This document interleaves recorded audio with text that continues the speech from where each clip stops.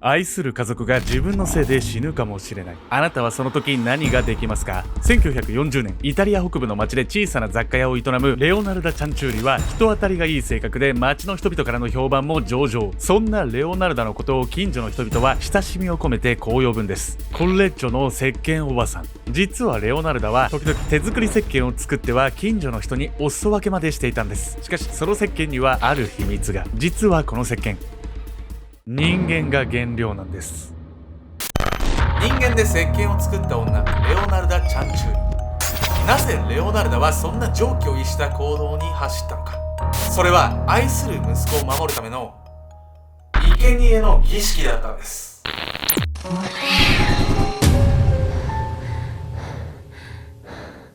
おそす、オムライス今日も食べたいケンちゃんです。石鹸の香りがする女、やみやみです。香りよ、香りじゃないの、香り。本日ご紹介するのはですね、もう本当にね恐ろしい話なんですけど、なんと人間を石鹸にした女の話なんです。もう意味わかんないですけど、どういうこと？人間を石鹸にした？もうそのままその姿形のまんま石鹸にしたの？どういうこと？違うんだけれども、石鹸の仕組みがよくわかんないわね、そもそもね。石鹸が何からできてるのかってところからなんですけど、今回なんとできた石鹸は人間からなんです。一体ね、なぜねレオナルダはねそんなね凶行に及んだのかね、早速見ていきたいと思います。愛する息子のために。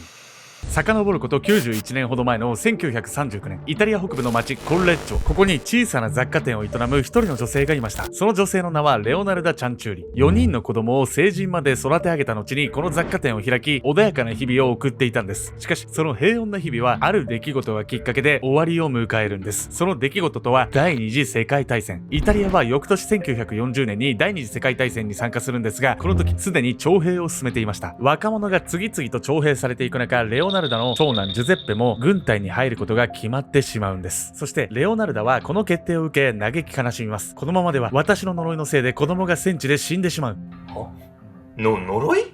なんでいきなりそんな呪いとか言い出したの？呪いとかないんですけど、レオナルダはね、不幸が重なりすぎてね、息子の徴兵とかいろいろね、もうなんか自分が呪われてるんじゃないかって思い始めたんですよ。実はレオナルダは20代で結婚してから17回も妊娠、平均して1年から2年に1回のペースで身ごもっていました。しかしこの17人のうち大人まで育ったのはたったの4人。17回の妊娠のうち3回は流産、さらに無事に生まれた子供14人のうち10人が10歳未満の幼い年齢で亡くなっているんです。レオナルダは我が子を失った悲しみ、そしてある人物からの言葉を思い出して絶望していたんです。このままではあいつの言う通りになってしまう。レオナルダの言うあいつとは占い師のこと。実はレオナルダはある占い師から予言を受けていました。その内容はあなたの子供は全員死んでしまうというもの。もちろんこれは信憑性のないただの占い。しかし子供を失い続けたレオナルダにとってその予言は十分に信じられる状況だったんです。予言を信じたレオナルダはこの子たちだけは何とかしても生かさなきゃと過保護なくらい必死に残りの4人を育てたんです。その甲斐あってレオナルダの4人の子供は無事に成人、小さな雑貨屋を開きました。しかし長男は常に死と隣り合わせの戦地に行くことになってしまったんです。レオナルダは愛する息子を何とか守る手段はないかと必死に考えます。考え抜いた結果、彼女が出した結論は常軌を逸したものでした。そうだ、息子を助けるためには他人を生贄にすればいい。なんでいきなり生贄とかいう発想になるわけ？もう生贄とかね、遊戯王カードぶりに聞きましたよ。本当よ。あと世代がバレるわよ。いやいや、若い子もね、遊戯王カードやってないわ。生贄を捧げたらなんかこれ解決するんじゃないかと思って、レオナルダはね、もうとうとうね、本当におぞましいことに手を染めていくんです。生贄の儀式。同年1939年、ある日一人の中年女性がレオナルダの雑貨屋に訪れます。その女性の名はファウスティナ・セッティ。二人は友人でした。ファウスティナは以前からレオナルダに恋愛相談をするために雑貨屋に訪れていたんです。レオナルダは彼女に対して、あなたにぴったりの相手が見つかった。家族や友人に手紙で報告するといいわ、などと報告をしました。ファウスティナはそのレオナルダの言葉に大喜び。そんな様子を見てレオナルダは彼女にワインを振る舞うんです。ファウスティナは喜んでそのワインを口にし、なんと死亡しました。ワインには猛毒が仕込まれていたんです。そう、レオナルダは息子を守るためという大義名分で友人を殺害したんです。さらにレオナルダはファウスティナの遺体をクローゼットに引きずり込み、9つに解体しました。殺すだけじゃなくてバラバラにまでする必要ある？ない。ないわよ。ない。絶対ない。バラバラにできる精神状態も想像できないけどね、私は。そもそも殺すなよっていうね。話なんですけど、なんでこんなにねひどいことをしたかっていうと、やっぱレオナルダって呪いをねそれほど恐れてるんです、なんでそんな呪いを恐れるようになってしまったのかというと、彼女のね生まれながらの悲劇が原因だと言われているんです。不幸すぎる人生。レオナルダは1893年4月18日、イタリア・モンテッラで生まれました。新しい命の誕生に周囲の人間で喜ぶ者は一切いませんでした。その理由はレオナルダが性的暴行の結果として宿った命だったから。レオナルダの母親アメリアにとってレオナルダは不幸の象徴でした。望んでいなかった妊娠に自分に暴力を働いた男性との強制的な結婚。アメリアがその日常的な辛さを吐き出す相手に選んだのが、そう、レオナルダでした。レオナルダ、お前は呪われた子だ。幼いレオナルダに対して母親はひどい虐待を繰り返しながらそう言って聞かせるんです。もうクソみてえな親だな。母親から存在を否定され呪われた子だと言われ続けたレオナルダ。彼女はその辛さから10代の時になんと2度も自殺を試みたんです。いやいや、これ、父親もなかなかさ、クズだけどさ、母親もなかなかよこれ。もうね両方クズなんですよ。なんでそもそも結婚したわけ？詳しい情報はね、明らかになっていないんですけれど、何らかのね、理由でね結婚しなければいけなかったんじゃないかっていう説もあるっちゃあるんですけど、ですがね、どんな理由があろうともう虐待許される行為じゃないですよね。もちろんよ。本当に精神的に追い詰められ続ける生活を送りながら20代になったレオナルダ。そんな彼女に大きな転機が訪れます。1917年、一人の男性と結婚するんです。母親とは違い自分の選んだ男性と結婚することができたレオナルダ。幸せな日々が始まるかと思いきや、1930年、イタリア南部で起きたイルピニア地震で家が全壊してしまうんです。レオナルダは思いました。こんな不幸なことが起こるなんて、やっぱり自分は呪われているんだ。幼い頃に母親に繰り返された言葉はレオナルダの思考を蝕み続けます。その思いをさらに強めたのがジプシーの占い師の予言でした。あなたの右手には監獄が見え、左手には犯罪者収容所が見える。子供が全員死んでしまうよ。うざ、この予言。この予言の通り、17人中13人の子供を失っているレオナルダ。ついに自分は呪われているという確信が強固なものになるんです。いや、これはちょっともう母親からの影響がかなり大きいと思うわよ、私。もうなんかそもそもさ、地震という自然現象を呪いのせいにしてる時点でね、もう意味わかんないんですけど、実はこれね、原因があるんです。というわけで本日のメトラキーワード、バーナム効果について。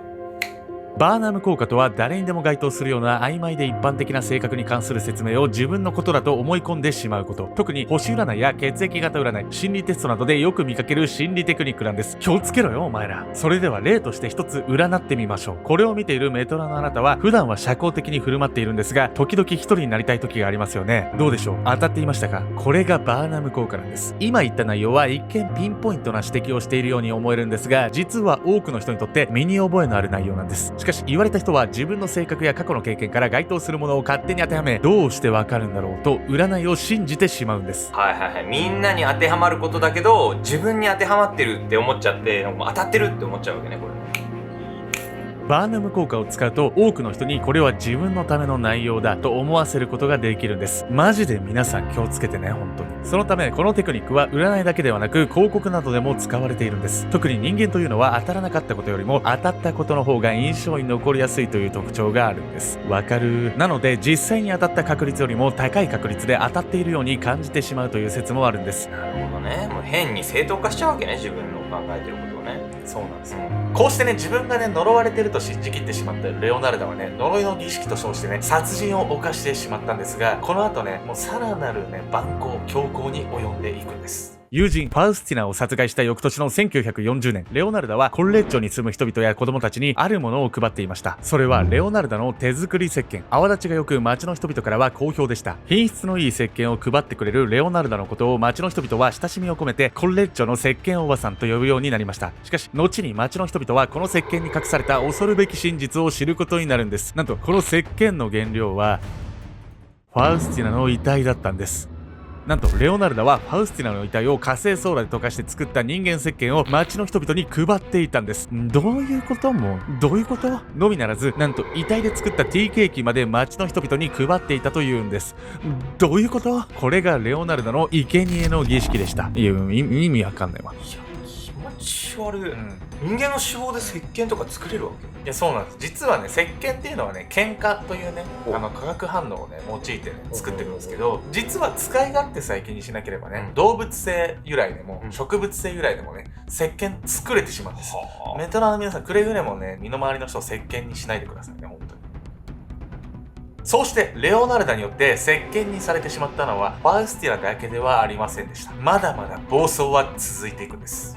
ファウスティナの犯行に成功したレオナルダはさらに生贄の儀式を続けるんです。次の犠牲者はまたも友人のフランチェスカ・ソアビ。彼女はレオナルダに仕事の相談をするため雑貨屋に訪れ、毒入りのワインを飲まされて殺害されたんです。フランチェスカ殺害から一月も経たないうちにさらなる犠牲者が出ます。バージニア・カシオッポはレオナルダが仕事の紹介をしていることを聞きつけ雑貨屋に訪れたんですが、全く同じ手口で殺害されていました。こうして罪なき2人の女性はレオナルダの手によってティーケーキと石鹸へと化けたんです。レオナルダはこの時のことを日記に残しています。バージニアの脂肪は白く、他の2人よりクリーミーな石鹸や甘いケーキが作れたの。どういうこと？いやもうあんまりに狂気的すぎてなんて言ったらいいかわかんないよ。まあですがね、うん。我々がこうやってね動画でねお伝えしているということはね、こういった悪事はね、表に出るんですよ。絶対に裁かれるんです。そしてレオナルダに運命の時がやってくるんです。何それ？キングダムのハッってやつ。想定外の容疑者。